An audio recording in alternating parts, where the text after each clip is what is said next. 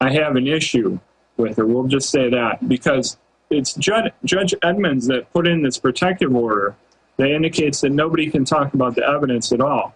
So you have the airport video, chemical analysis of the bomb, and all these other things that could be talked about. But instead, no one can talk about these things that would show that this was an intentional setup. It's all hush-hush. Of course, now Umar's representing himself.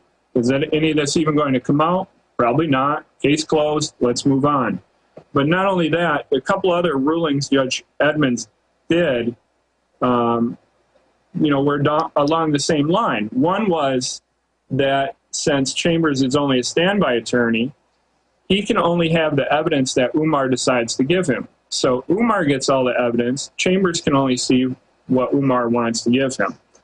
And then the second part of the July 7th hearing, which I didn't get to, was after Chambers complained that, hey, I was given all these things last minute, he then said, well, what have I not been given? Is there other evidence being withheld? How can I be sure I have everything? And instead of the prosecution saying, yes, you have everything now, they said, well, there is more evidence we're withholding. It's secret government evidence, and we're not going to turn it over. We're going to let you look at it, Judge Edmonds. And so we're getting national security declared here, just like in Chicago last month. It's now been confirmed Sinaloa drug cartel did ship in massive tonnage of cocaine under U.S. government contract and guns into Mexico. I mean, this is just amazing how they declare this national security. Right. And again, what is the official story? A crazy Al-Qaeda man goes through and lights off this bomb. Okay, where's the national security there? We have, again, 200 some eyewitnesses. We can easily go in and say, yeah, he lit this bomb. He should go to prison the rest of his life. Case closed. Where's the national security here? But again, that ties into another aspect of this. There's just so many offshoots to this. Well, they find mentally ill people in all the big patsy cases and provocateur them to do these events, or they frame somebody and then threaten to kill their family, as we know happened with McVeigh. So in this, something else that's kind of interesting here. It took the prosecution a year to charge Umar with conspiracy. Now, this was only after all plea negotiations had broken down do they bring out this charge. Obviously, they didn't want to make this charge because the next question is, and again, you don't see anyone talking about the conspiracy charge. It's not being reported anywhere. The news isn't talking about it. Why not? And the bigger question is, who are the co-conspirators?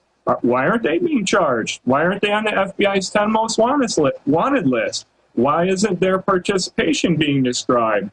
The evidence that there's conspiracy, where is it?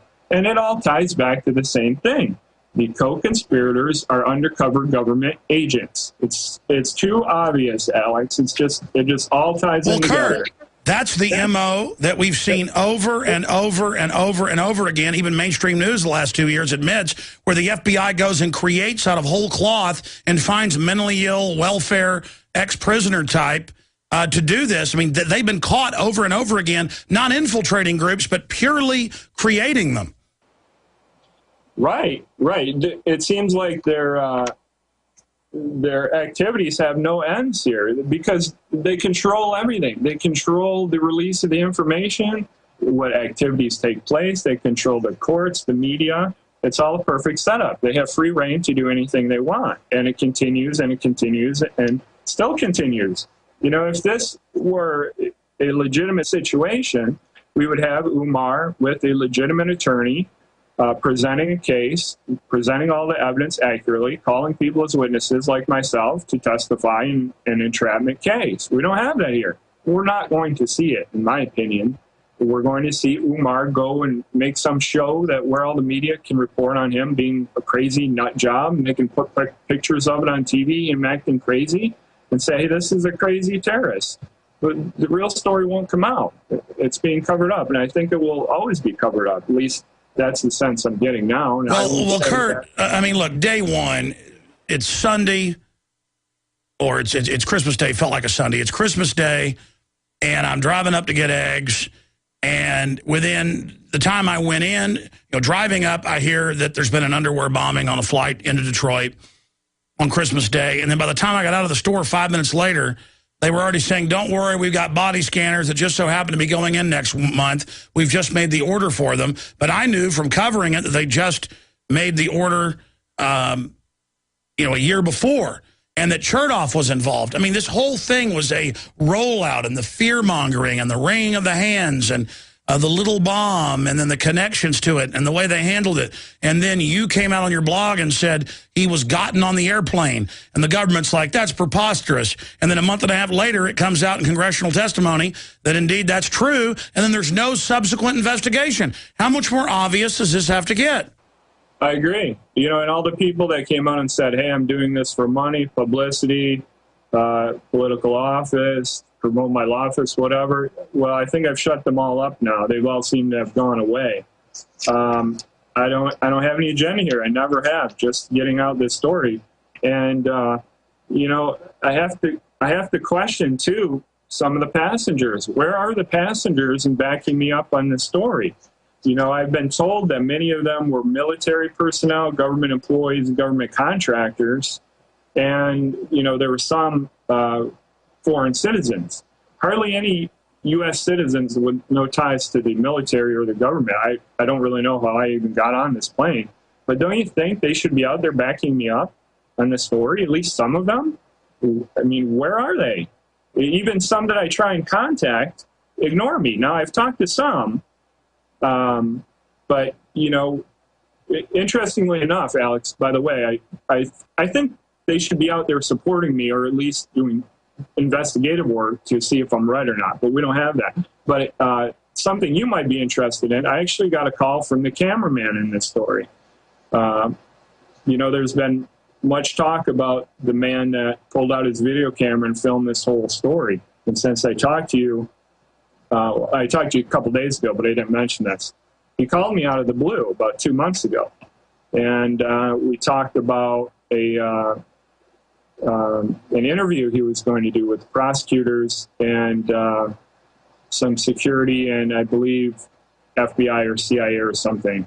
And we talked about it, and he told me that he was filming outside at 20,000 feet and turned his camera and started filming the incident then. It didn't stop. Now that's his story.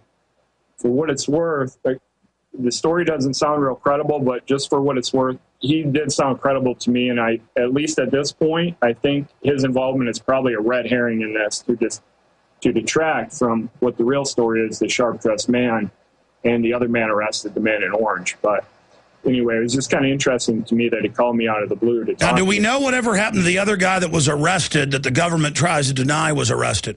No, we don't know. We don't know about him. Again, the government changed their story on him 5 times, continually lied. Did you see the report 2 weeks ago with the supposed live explosives smuggled into the Phoenix airport by the police in a drill and then lost and then dumped on the side of the road? No, I'm not aware of that. No. Now, there's more and more of these events, and Obama advisors, even in the Financial Times of London, have said, barring a new Oklahoma City or 9/11, they're not going to be able to get their agenda through, and you can see all the pre-hyping and fear-mongering. Kurt, you survived this, your wife survived this. We've never talked to your wife. What's her views on this? Do they mirror yours? Yeah, they do. She, just a couple of things. She didn't see the sharp-dressed man because, if you recall, we were playing cards and she was sitting opposite, so facing me, so that this happened behind her. So she isn't as wanted by the media as I am because of that. And number 2, she's not real comfortable with the media because early on there were some people that came out and put some negative blog postings about her, and she kind of got turned off. Yeah, that's COINTELPRO trying to shut you up. The terrorists don't want you to get the word up. She 100% and fully supports everything I'm doing, which is good because, there's some trying times with this and people saying I'm doing this for the wrong reason. But she agrees with me. Well, Kurt, why even respond to that? You were the voice in the wilderness talking about the guy getting him on, and then later the State Department in testimony had to admit that indeed they'd been ordered to help him get on. I mean, that is incredible information, absolutely verifying what you've said. They always attack, even if it's asinine, to make you go on the defensive instead of looking at the facts. It's a way to change the subject, as you know, as a lawyer. Now in the time we've got left here, you said on the TV show InfoWars Nightly News a few nights ago that, it's over, you can't fix it, leave the country. And I made the point that there's nowhere to run. This is a global corporate government. They're imploding every system. We've got to stand and fight. Now, I'm not saying you're wrong completely, and I understand your view, but, I mean, do you get my point that it's always darkest before the dawn, and yes, the government's very corrupt, but we don't have a hope. I mean, it's not like this is Albania or something, and we could just leave. America is the heart of the world government right now. And they want to take over the whole planet, these criminals, using America. We don't have a choice. We've got to stay here and expose them. And God put us in the heart of this wicked empire to be able to try to restore the republic. That's why we're here. That's why you were on that aircraft, Kurt. Mm-hmm. Yeah, I think you have a point there, but do they control the entire world? Yeah, I guess I don't know. I'm not convinced of that yet, but maybe you are right. But, I've done everything I can, I think, to expose this, and, I'm just going up against the wall. So I think, at least in my position, I've done everything I can do so far to expose this, and I think, I need some more help. I need some more help. Have you walked over to the prosecutor in the hall and said, how can you be part of this? You know what really happened here. No, I've thought about doing that, but I haven't. I think it would probably cause a scene, and I wouldn't want to get into any kind of screaming match. Remember, too, I can still file a civil suit. I haven't done that yet, but that's not out of the question. And that's how you're going to start getting the documents. It was civil suits that proved McVeigh was with a bunch of other men, as eyewitnesses had said, and that the feds were running the operation. And then said that all 20-something videotapes had disappeared or been destroyed or been lost. I think that's probably what's needed next is a civil suit. Right. I'm taking the position, at least right now, I want to watch some of the trial first. I have till Christmas Day to file a case, so I'm going to watch and see how this plays out before I decide what I'm going to do with that. But I haven't made a decision on that yet, but that could potentially shed some new light on this too. I want to see how the trial plays out. If it plays out as I think it might, just a total farce, that may propel me more to file a civil suit. Well, let me say this. You've already done a lot for truth. All I'm saying is you're already deep into this. You might as well go all the cards on the table, all in, because from my research, you are in danger until you get the suit going. Once you've already got that in action, they tend to go ahead and go to the game plan of trying to beat you on that. It might just be easier to kill you, though. We know these are killers in the interim. So I want to tell you what I told many others that they have subsequently killed, like the D.C. Madam and others, and, of course, Barry Jennings and others, who was a 9/11 witness, the deputy head of emergency management in New York. You need to go public now with everything. Are you watching your back, Kurt? Well, to the extent that I can, I am. But, if somebody wants to kill me, I don't think it would be too difficult, really. I try not to think about that. I'm not overly concerned about it. No, I got it. You're a real man. You're just committed to the truth. And if they kill you, that's the way it is. That's exactly how I operate.